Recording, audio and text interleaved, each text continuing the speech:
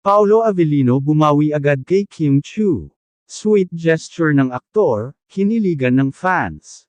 After ng mainit na usap-usapan tungkol sa tila, resback, ni Kim Chiu sa mga babae raw na nagpaparamdam kay Paolo Avellino, hindi nagpahuli ang aktor.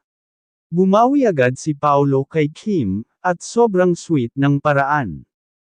Ayon sa isang source, isang sorpresa ang inihanda ni Paolo para kay Kim sa mismong taping break ng kanilang endorsement shoot.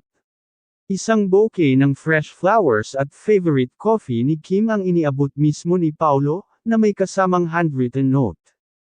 Kaya mo yan. Saludo ako sa you always, ang laman ng mensahe, ayon sa source na malapit sa dalawa.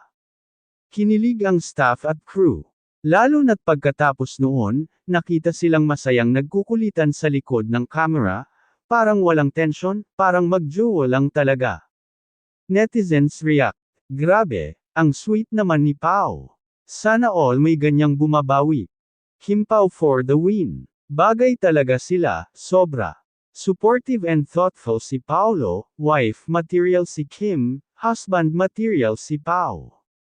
Sa kabila ng mga intriga at mga tsismis na nakapalibot sa kanila, tila mas pinapatatag pa nito ang unspoken bond ni Kim at Paolo.